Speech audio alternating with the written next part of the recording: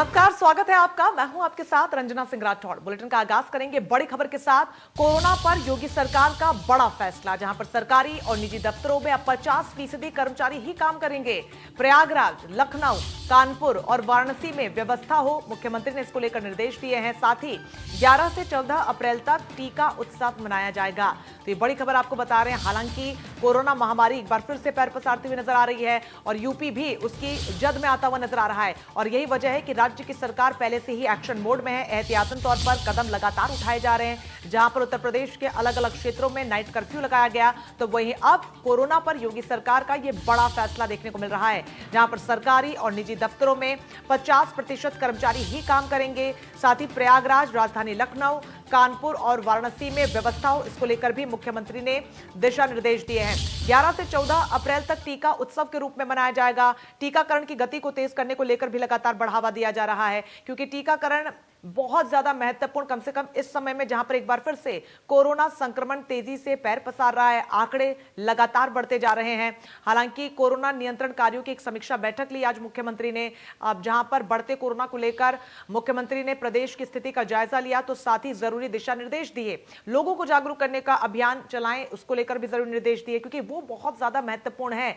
बावजूद night curfew के भी लोग घरों से बाहर निकल रहे हैं और सबसे बड़ी लापरवाही, बिना मास्क के लोग घूमते हुए नजर आ रहे हैं। ऐसे में लोगों को जागरूक करना सबसे ज्यादा आवश्यक है और सबसे बेसिक कदम हम कहें। और यही वजह है कि कोरोना पर नियंत्रण कार्यों को लेकर जब मुख्यमंत्री ने समीक्षा बैठक की, तो यहां पर जरूरी निर्देश देते हुए नजर आए। सीएम योगी कोरोना को लेकर समीक्षा बैठक कर रहे हैं। प्रयागराज और वाराणसी में समीक्षा बैठक उन्होंने की। कोरोना नियंत्रण कार्यों की समीक्षा बैठक उन्होंने की। बढ़ते कोरोना को लेकर मुख्यमंत्री ने जरूरी निर्देश भी दिए। साथ ही लोगों को जागरूक करने के लिए अभियान चलाने को भी कहा गया। हालांकि तस्वीरें लगातार सामने आ रही है, जहां पर सड़कों पर उतरकर पुलिस और प्रशासन के तमाम अधिकारी लोगों को जागरूक करते हुए नजर आए। कल भी तस्वीरें नाइट कर्फ्यू के दौरान देखने को मिली, जहां पर पुलिसकर्मियों ने लोगों को समझाने की कोशिश की, लेकिन बावजूद इसके लोग लापरवाही बरत रहे और यही वजह है कि आंकड़ों में लगातार इजाफा हो रहा है। देखिए, बेहद गंभीर यह स्थिति अभी है फिलहाल। यही वजह है कि हम भी अपने दर्शकों से बार बार अपील कर रहे हैं कि 2 गज की दूरी का पालन जरूर करें, खासतौर पर सार्वजनिक स्थानों पर, सार्वजनिक कार्यक्रमों में, और मास्क पहनना न भूलें, वो सबसे ज्यादा महत्वपूर्ण है। ऐसे में अब जब नाइट कर्फ्यू लगा दिया गया अलग अलग क्षेत्रों में, तो नाइट कर्फ्यू की जो तमाम गाइडलाइंस है उसका पालन भी करें। बहुत ज्यादा जरूरी ना हो तो घरों पर ही ठहरे, क्योंकि आपका एक कदम कई लोगों को इस संक्रमण की चपेट में आने से बचा सकता है। हालांकि टीकाकरण तो हमारे देश में तेजी से आगे बढ़ ही रहा है, लेकिन एक आम नागरिक के तौर पर हमारा अपना सहयोग भी बहुत ज्यादा महत्वपूर्ण है, क्योंकि राज्य सरकारें तो तमाम एहतियातन कदम उठा रही हैं, लेकिन एक नागरिक के तौर पर, प्रदेशवासी के तौर पर हमें भी अपनी जिम्मेदारियों को समझने की जरूरत है। हालांकि समीक्षा बैठक के दौरान तमाम अधिकारियों को मुख्यमंत्री ने जरूरी दिशा निर्देश दिए हैं। कोरोना पर नियंत्रण को लेकर अभियान चलाने को लेकर भी कहा गया है। लोगों को जागरूक करने के लिए खासतौर पर विशेष अभियान चलाएं, इस बात को लेकर निर्देश मुख्यमंत्री ने दिए। खासतौर पर प्रयागराज, लखनऊ, कानपुर और वाराणसी में इसको लेकर व्यवस्था की जाए। और बड़ी बात यह कि टीका उत्सव 11 से 14 अप्रैल तक मनाया जाएगा। तो कोरोना नियंत्रण कार्यों को लेकर समीक्षा बैठक लगातार मुख्यमंत्री ले रहे हैं, क्योंकि बढ़ते कोरोना को देखते हुए मुख्यमंत्री पूरी तरीके से एक्शन मोड में नजर आ रहे हैं। हालांकि देश के कई राज्यों में लॉकडाउन तक की स्थिति हमने देखी, जहां पर कई राज्यों में लॉकडाउन भी शॉर्ट टर्म का यहां पर यूं कहीं लगाया जा रहा है, लेकिन उत्तर प्रदेश में वैसी स्थिति न बने, उसको लेकर अभी से राज्य की सरकार पूरी तरीके से सजग नजर आ रही है। छोटे छोटे स्टेप्स के जरिए ही सही, यहां पर धीरे धीरे आगे बढ़ते हुए कोरोना पर ब्रेक लगाने को लेकर कवायद तेज कर दी गई है। उसी सिलसिले में मुख्यमंत्री योगी आदित्यनाथ ने समीक्षा बैठक ली, तमाम अधिकारी मौजूद थे।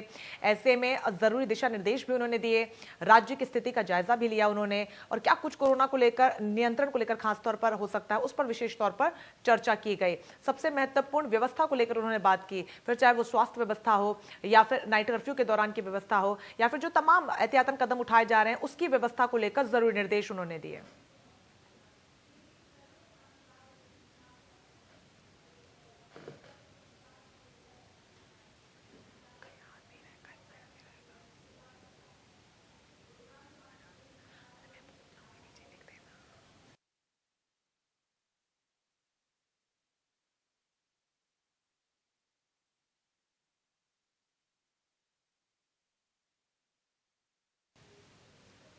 तो पूरी खबर पर ज्यादा जानकारी के लिए अलग अलग क्षेत्रों से हमारे सहयोगी हमारे साथ सीधा जुड़ रहे हैं। ललित मोहन हमारे साथ नोएडा से जुड़ गए, इसके अलावा राहुल वाजपेयी भी हमारे साथ कानपुर से हमारे सहयोगी जुड़ गए। ललित, सबसे पहले आपका मैं रुख करना चाहूंगी, नोएडा में कल से नाइट कर्फ्यू लगा दिया गया, स्थिति क्या कुछ देखने को मिली, कितना असरदार होता हुआ पहला दिन देखने को मिला?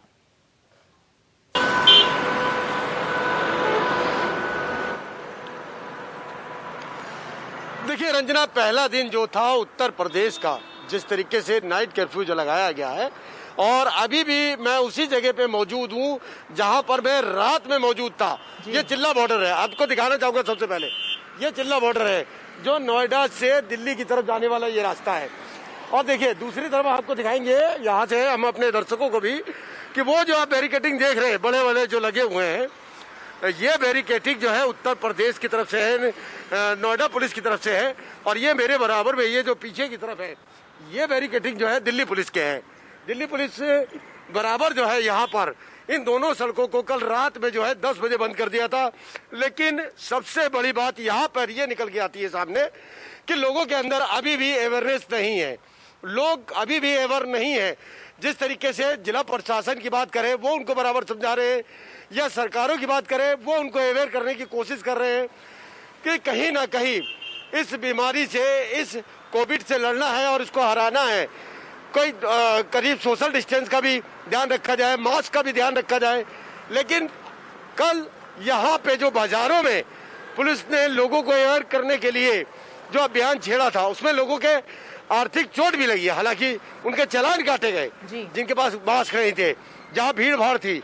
और खासतौर से जो रेस्टोरेंट वगैरह है, होटल्स वगैरह है, जहाँ पे भीड़ ज्यादा है, उनको भी हिदायत दी गई कि अगर यहाँ पर जो कोविड के जो इस समय दिशा निर्देश दिए गए हैं शासन की तरफ से, उनका कहीं अगर पालन नहीं किया जाएगा तो उनके रेस्टोरेंट, होटल्स वगैरह सबको जो है, मॉल्स वगैरह, उनको सील कर दिया जाएगा। इस तरीके के उनको नोटिस भी दिए जा चुके हैं। और सबसे बड़ी बात यह है कि सरकार इस मामले को लेकर उत्तर प्रदेश के जो मुखिया है योगी आदित्यनाथ जी, वो बड़े गंभीर है। आपके पास लौटूंगा, हमारे सहयोगी संदीप तिवारी भी हमारे साथ प्रयागराज से जुड़ गए हैं। संदीप, प्रयागराज में क्या कुछ स्थिति है, वहां से कोरोना को लेकर तस्वीरें क्या कुछ कहती हैं? देखिए, प्रयागराज में कोरोना की स्थिति जो है वो दिन प्रतिदिन अगर कहें कि खराब होती जा रही है तो गलत नहीं होगी, क्योंकि लगातार 3 दिन से यहां पर जो आंकड़े मिल रहे हैं वो 1000 को पार करते हुए हैं। 1084, 1076 और कल 1129 केसेस आए थे संक्रमण के।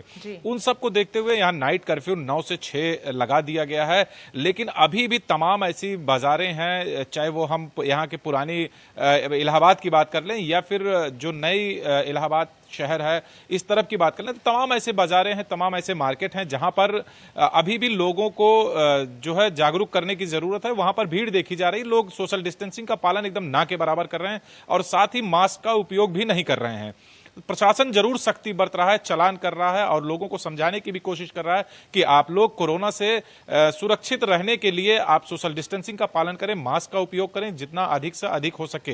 लेकिन बावजूद अभी उसके बहुत से ऐसे लोग देखने को मिल जा रहे हैं जिनके अंदर जागरूकता नाम की चीज दिखाई नहीं पड़ रही है। फिलहाल आज यहाँ पर मुख्यमंत्री स्वयं पहुंचे, उन्होंने लोगों के अधिकारियों के साथ बैठक की, समीक्षा बैठक की और लोगों को दिशा निर्देश दिए कि कड़ी से कड़ी रवैया भी अगर अपनाना पड़े तो अपनाएं और लोगों को जागरूक करें, जिससे इस बीमारी, इस महामारी से हम एक दूसरे को सुरक्षित रख सकें।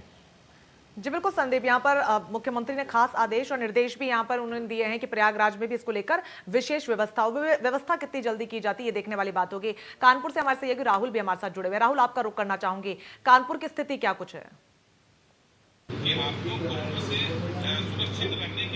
जी देखिए रंजना, अगर कानपुर की स्थिति की बात करी जाए तो स्थिति जाहिर सी बात है भयावह है, खतरनाक है, क्योंकि लगातार केसेस बढ़ रहे हैं।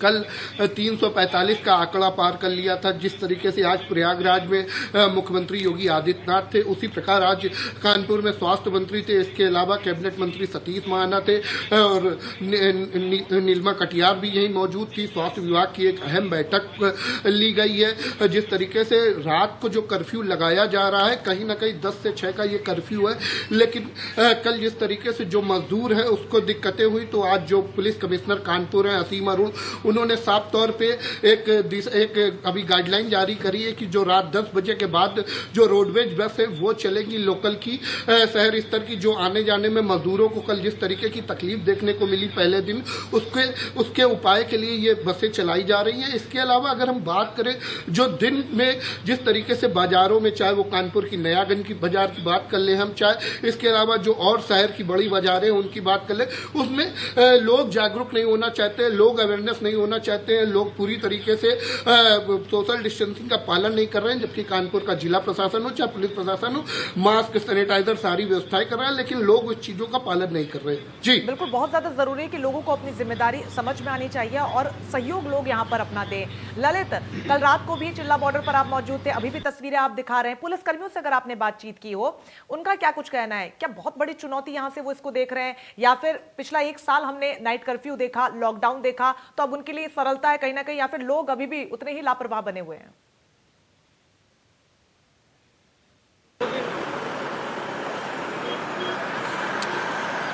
देखिए रंजना, जिस तरीके से जो पूरा 1 साल अगर जो बीता है कोविड के लेकर, और जो महानायक कहलाए हैं जो पुलिस ने किस तरीके से स्थिति को कंट्रोल किया। हालांकि पुलिस को एक अभ्यास हो चुका है कि किस तरीके से कोविड पे जो है उसको कंट्रोल किया जाए। कल ज्यादा मेहनत नहीं करनी पड़ी, लेकिन हाँ लोगों को ये जरूर समझाना पड़ा कि अब लोगों को इस रास्ते को अगर तय कर रहे हैं, दिल्ली जाना है, तो अपने घरों से या कहीं मिलने भी आए हैं या किसी काम से आए या उनका बिजनेस है यहाँ पर या उनका उद्योग है यहाँ पर, तो उनको कहीं ना कहीं समय से पहले निकलना होगा। मैं आपको दिखाना चाहूँ, देखिए आपको एक बहुत बढ़िया चीज दिखाता हूँ। ये जो आप देख रहे हैं, ये कट जो देख रहे हैं, इस कट से उधर दूसरी साइड से जो दिल्ली वाला रास्ता है, वहां से जो लोग ऐसे थे जिनको नोएडा में ही घूमने आना था, सिर्फ मात्र घूमने के पर्पज से, उनका कोई काम नहीं था, कोई महत्वपूर्ण बात नहीं थी, कहीं जाना नहीं था, किसी की हारी तकलीफ में नहीं जाना था, उनको इसी रूट से वापस करा दिया गया।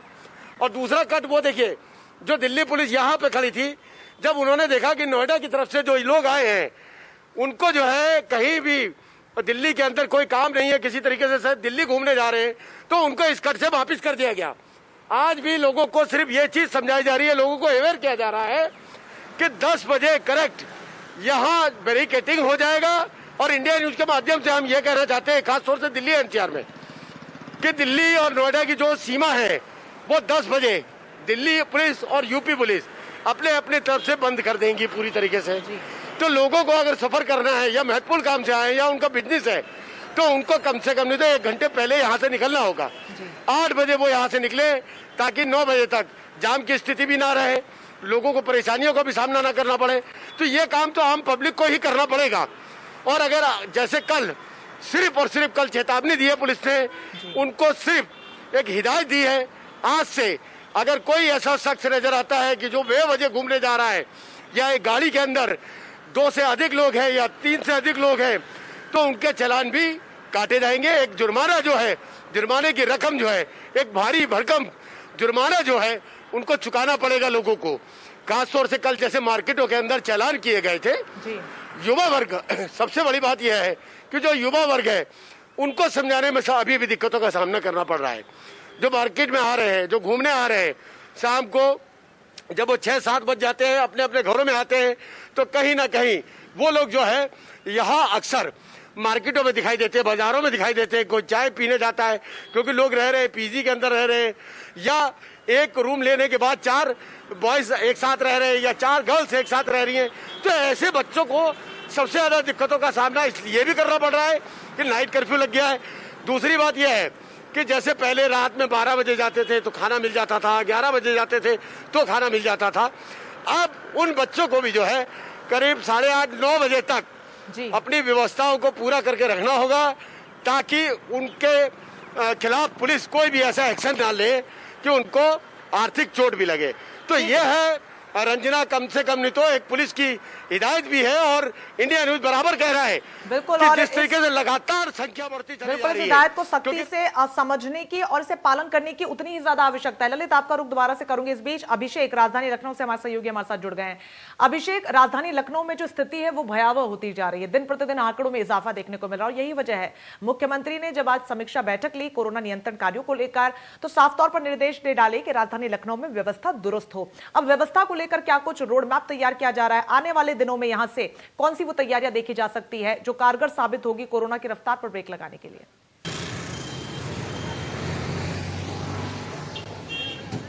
बिल्कुल रंजना, बताना चाहेंगे लखनऊ ही नहीं पूरे उत्तर प्रदेश में संक्रमण तेजी से फैल रहा है और वही कारण है कि उत्तर प्रदेश में 11 जनपदों में नोडल अधिकारियों के लिए मुख्यमंत्री ने निर्देश दिए हैं।